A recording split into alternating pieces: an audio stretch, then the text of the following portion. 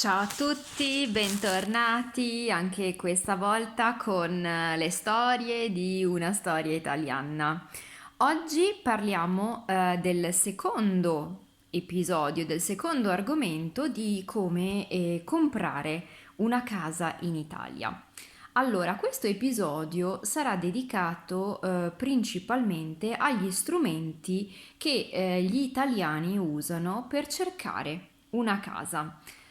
Allora, a parte i classici strumenti, lo strumento potentissimo del passaparola, word of mouth, passaparola è quando chiediamo, sentiamo magari che qualcuno vende un appartamento, andiamo a chiedere di persona e è una cosa che anche noi abbiamo sperimentato con la vendita del nostro appartamento. Le persone vengono alla tua porta a suonare, a bussare e chiedere vendete? È sempre un po' strano, però è ancora un mezzo potentissimo, il passaparola. Il secondo strumento che noi abbiamo usato, diciamo, per cominciare almeno a cercare il tipo di casa che ci può piacere è internet, naturalmente. Allora, il mercato immobiliare è super super super presente in internet perché ormai internet e i social media sono il primo strumento che le persone utilizzano per cercare qualsiasi cosa, non solo la casa. Comunque, noi abbiamo fatto la stessa cosa. In una prima fase di ricerca abbiamo guardato quasi tutti i giorni le varie possibilità, quindi le varie case in vendita e facendo naturalmente una prima scelta. Questa mi piace, questa no, questa è troppo vecchia, questa è troppo nuova, quindi costa troppi soldi. E quindi siamo, diciamo, stati impegnati a lungo in questo tipo di ricerca. Ma gli italiani utilizzano tre siti web in particolare per cercare casa. Il primo si chiama immobiliare.it.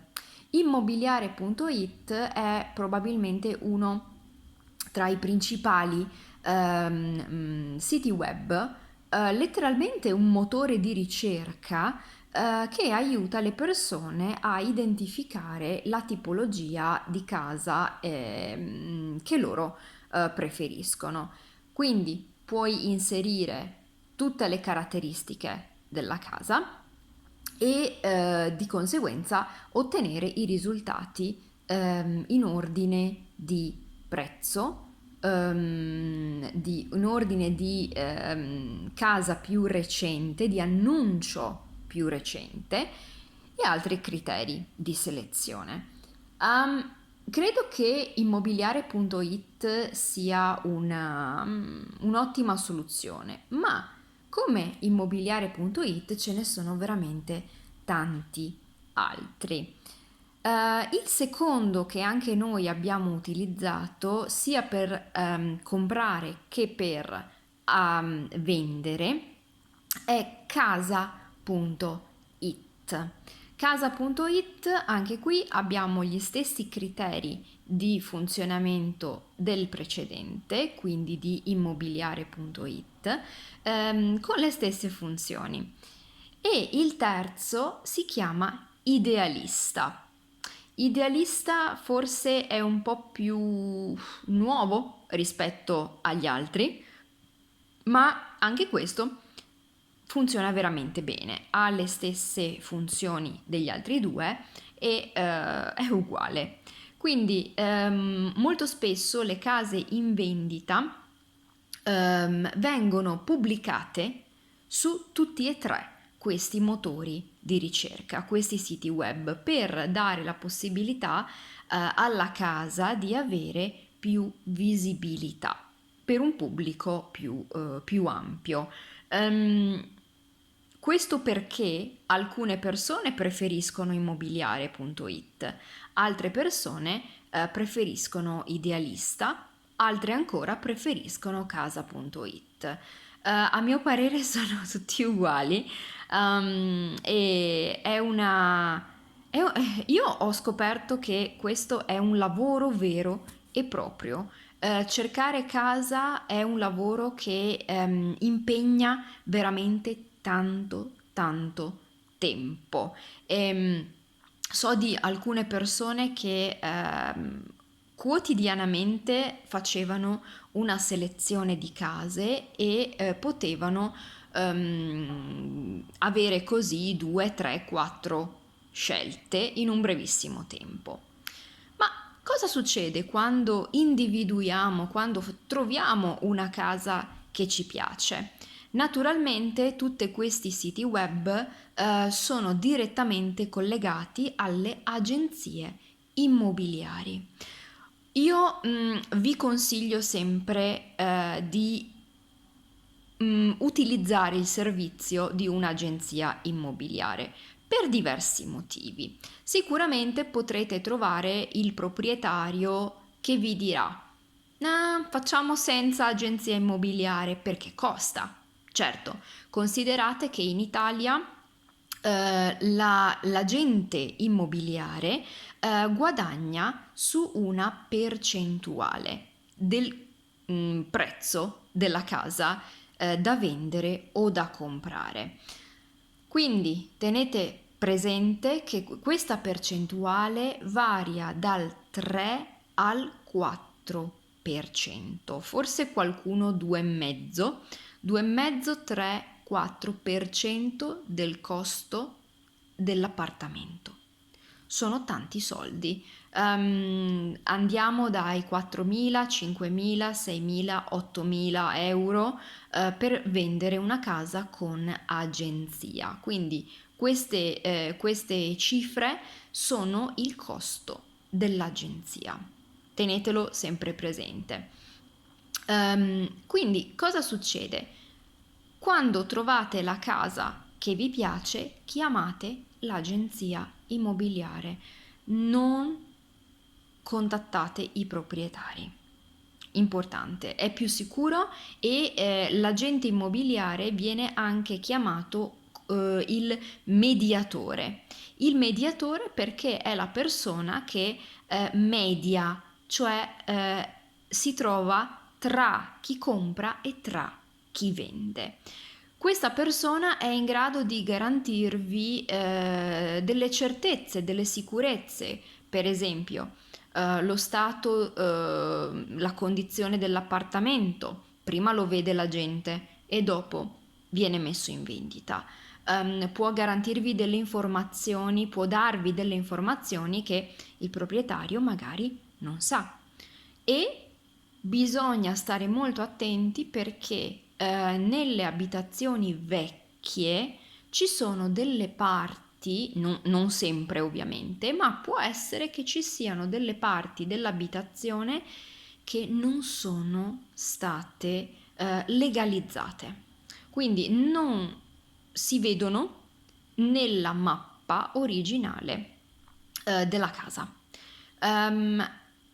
Questo magari è un discorso che faremo in un altro video, si chiama condono, un condono, ma lo vedremo un'altra volta. Quindi per evitare che tutti questi problemi di autorizzazioni legali, di controlli, di classificazione energetica, negli ultimi anni è molto molto importante per vendere avere un documento che si chiama certificazione energetica. Che cos'è? In Italia le case da vecchie a nuove hanno una classificazione in base all'energia necessaria per gestire la casa. Cosa significa? Che a ogni casa appartiene un livello A per le case nuovissime con una caldaia nuova, pannelli solari, riscaldamento a pavimento, cioè sotto il pavimento, e delle finestre nuove. Così avremo una garanzia di isolamento termico senza dispersioni. Le case meno nuove possono avere una classificazione B, C, E, D, E, F, G, H. Quindi più alta è la classificazione, di solito B e A e B, le case sono più nuove. Quando invece abbiamo una classificazione sotto la D, E, F, G, H, le case sono più vecchie e non possono garantire un risparmio energetico buono. Dovremmo pertanto fare dei lavori per aumentare la classe energetica. Per esempio, cambiare le finestre, cambiare il sistema di riscaldamento, quindi se ci sono i radiatori, cambiare e mettere un riscaldamento sotto il pavimento, cambiare la caldaia, cambiare il condizionatore, l'aria condizionata, e sono tanti soldi, quindi fate attenzione alla classe energetica della vostra casa. La mia è una classe E. È una buona classe, diciamo che sotto la classe E un po' meno, però veramente non abbiate paura di prendere una casa che non sia A o B, costano molto molto molto di più. Quindi verrà un tecnico a casa per fare una certificazione ufficiale, un ingegnere probabilmente, che garantirà alla persona che compra e che vende la corretta classificazione energetica. Allora, mi fermo qui perché sono tante informazioni tutte insieme. Oggi cosa abbiamo imparato? Abbiamo imparato che ci sono tre principali siti web per comprare e vendere casa, e abbiamo imparato che ogni casa in Italia ha una classificazione energetica. Nel prossimo episodio parleremo delle agenzie immobiliari, un mondo molto interessante e che può dare un grande aiuto a tutti voi, ma bisogna stare un po' attenti. Nel frattempo io vi ringrazio, vi saluto e vi lascio qualche informazione nel box qui sotto, e se volete sostenere il canale e sostenere il mio lavoro potete offrirmi un caffè con Coffee qui sotto, vi lascio il link.